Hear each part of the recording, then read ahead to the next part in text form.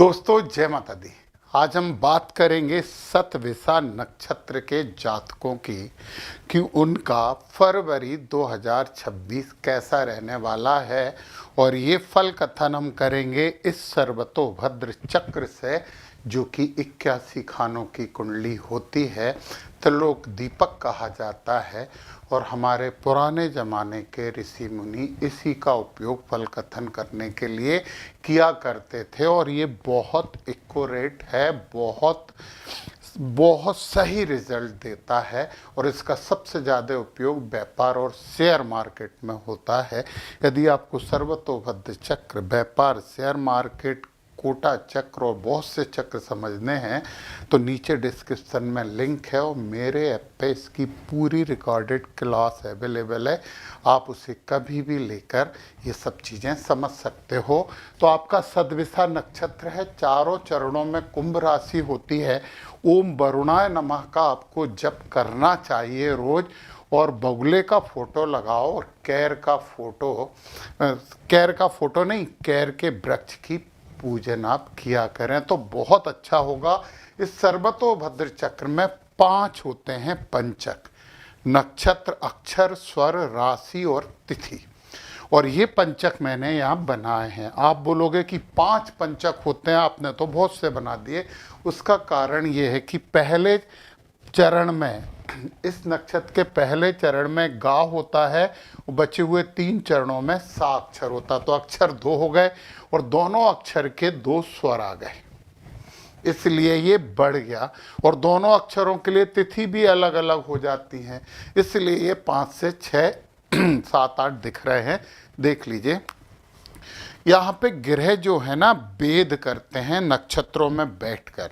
ये फरवरी माह में कौन सा ग्रह कौन से नक्षत्र में रहने वाला है ये मैंने लिखा है और नक्षत्रों में रह के ये भेद करते हैं।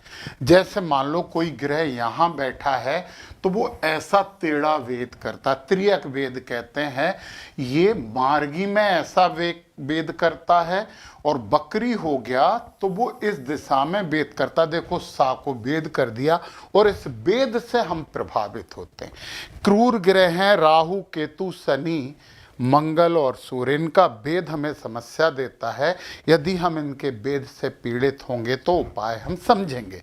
और यदि नहीं, आपके राहु, केतु, सूर्य और चंद्रमा, ये तीनों दिशाओं में भेद करते हैं। इधर भी भेद करते हैं, इधर भी भेद करते हैं और इधर भी भेद करते हैं। ये जो सम्मुख भेद है ना, बीच की चीजें भेदित नहीं मानी जाती, केवल नक्षत्र भेद होता है। तो इतनी बात आप समझ गए हैं। चलिए अब हम फरवरी माह के लिए बात करते हैं। और फरवरी माह में सबसे पहले हम बात कर लेते हैं राहु महाराज की। और राहु जो हैं वो सतविसा नक्षत्र में विराजमान हैं इस पूरे फरवरी माह में। तो राहु इसी में बैठे हैं। राहु, अब राहु वेद करेंगे तो इस दिशा में वेद करेंगे और फिर इस दिशा में भी वेद करेंगे और इधर भी वेद करेंगे।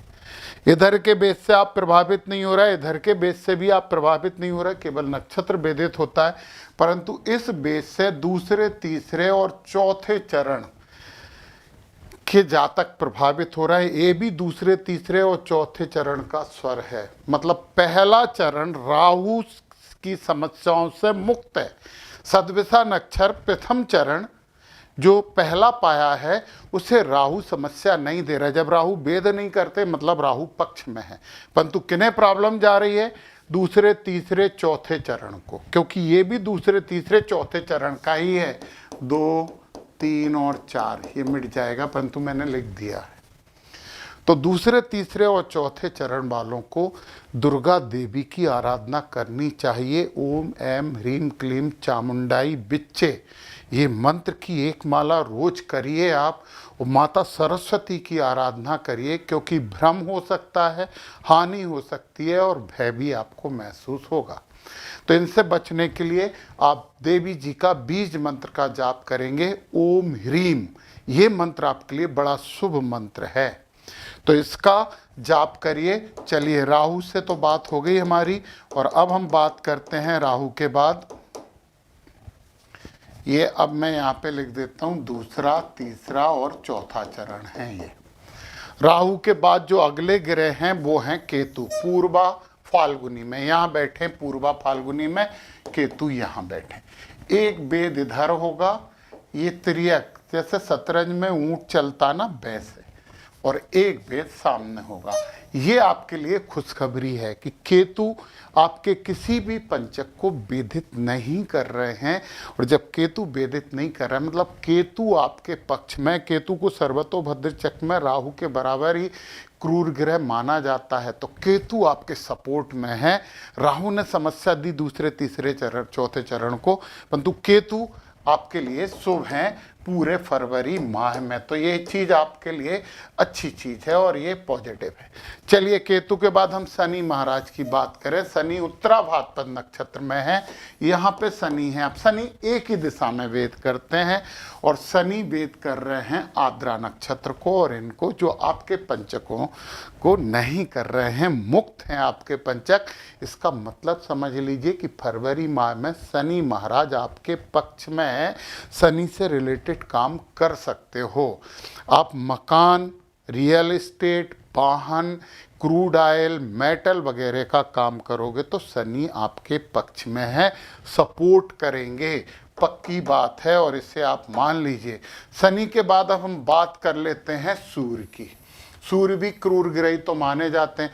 श्रवण में है, धनिष्ठा में 6 से आ जाएंगे, सद्दशा में 19 को। तो यहाँ है सूर्य, 6 को यहाँ आ गए, 19 को यहाँ आ गए। अच्छा, 19 को जब सूर्य सद्दशा में आएंगे, राहु भी सद्दशा में थे, ये जन्म नक्षत्र होता है, तो इसे अपन सर्वतोभद्र चक्र में ज़्यादा समस्या नहीं मानते हैं, वेद समस्या होता है। तो सूर्य महाराज यहाँ से वेद कर रहे हैं, यहाँ तक 6 फरवरी को है। ये पहले चरण को केवल प्रभावित कर रहे हैं। सूर्य भगवान को जल दीजिए पहले चरण वालों। इधर भी वेद करेंगे, सामने भी वेद करेंगे, कोई अंतर नहीं पड़ता। फिर जब सूर्य यहाँ आ जाएंगे तो फिर तो ये पूरा वेद कर रहे हैं सबको। फर्स्ट को भी कर रहे हैं, कुंभ को भी कर रहे हैं, और 2, 3, 4 को भी कर रहे हैं। आपको आदित्य हृदय स्तोत्र का पाठ भी करना चाहिए 6 से 19 तारीख तक। और फिर जब 19 को सूर्य इधर आ जाएंगे, इधर भी वेद करेंगे, तो फिर भी आपको दूसरे, तीसरे, चौथे चरण वालों को आदित्य हृदय स्तोत्र का पाठ करना चाहिए। थोड़ा सा प्रशासनिक अधिकारियों से सावधानी से चर्चा करना चाहिए, मतलब जो राजनीतिक रूप से जो पावरफुल लोग हैं उनसे भी सावधानी से चर्चा करनी चाहिए। वैसे सूर्य भगवान को जल चढ़ाओगे, आदित्य हृदय स्तोत्र का यदि आप जाप करोगे या सुनोगे तो आपके लिए ये शुभ हो जाएंगे, अशुभ नहीं रहेंगे। अब सूर्य के बाद अब जो हमारे अगले ग्रह हैं वो है मंगल। अब मंगल भी क्रूर ग्रह है, परंतु मंगल एक ही दिशा में वेद करते हैं। तो मंगल श्रवण में है, 14 से धनिष्ठा में आएंगे, यहाँ मंगल, और 14 तारीख से यहाँ आ गए। तो मंगल इधर वेद करेंगे तो कोई दिक्कत नहीं है, परंतु 14 के बाद मंगल आपको वेद कर रहे हैं।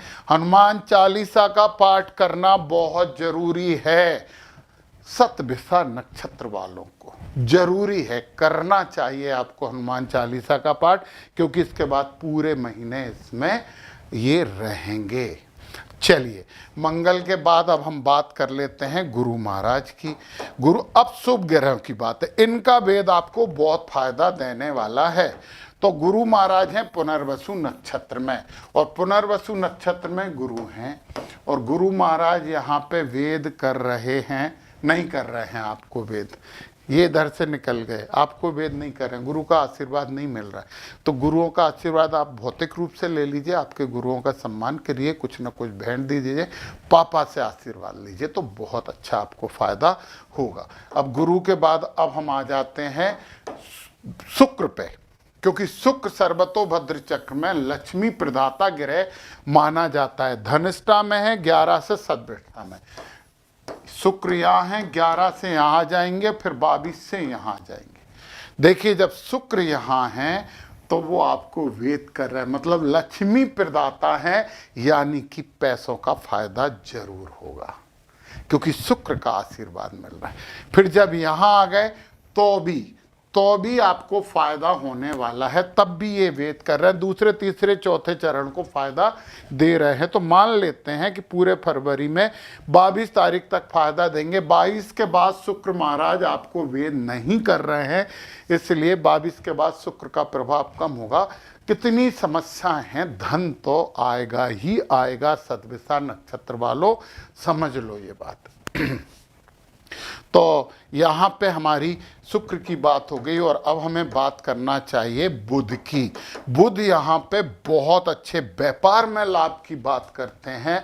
बुध बहुत अच्छे डिसीजन मेकिंग की बात करते हैं। हम बुध देख लेते हैं कि बुध हैं धनिष्ठा में, 7 से आ जाएंगे सद्विषा में, फिर पूर्वाभाद्र में 15 को आएंगे, फिर बकरी हो जाएंगे 26 में। तो यहाँ पे हमने बुध बिठा दिए और फिर 7 तारीख से आ गए सद्विषा में, फिर 15 तारीख से आ गए पूर्वाभाद्र में, फिर बकरी होंगे, उसकी बात भी मैं करने वाला हूँ। तो जब बुध धनिष्ठा में है तो बुध महाराज आपको आशीर्वाद दे रहे हैं, आपके डिसीजन सही होंगे, निर्णय अच्छे होंगे, व्यापार में वृद्धि होगी और शुक्र लक्ष्मी दे ही रहे हैं आपको। तो यार अच्छी बात है। फिर सद्विषा में आके भी बुध आपको आशीर्वाद दे रहे हैं और ये 15 तारीख को जब पूर्वाभाद्र में आ जाएंगे तब बुध का आशीर्वाद आपको नहीं मिल रहा है, परंतु बकरी हो जाएंगे 26 तारीख से। तो फिर वो इधर वेद करके पहले चरण वाले को लाभ देना शुरू कर देंगे, दूसरे तीसरे चौथे चरण को नहीं देंगे, फिर 26 तारीख से पहले चरण वाले को लाभ देंगे। तो ऊपर वाले पे विश्वास रखिए, जो चीज़ बताई हैं उन्हें करिए, अच्छा होगा, धन तो आएगा ही आएगा। जय माता दी।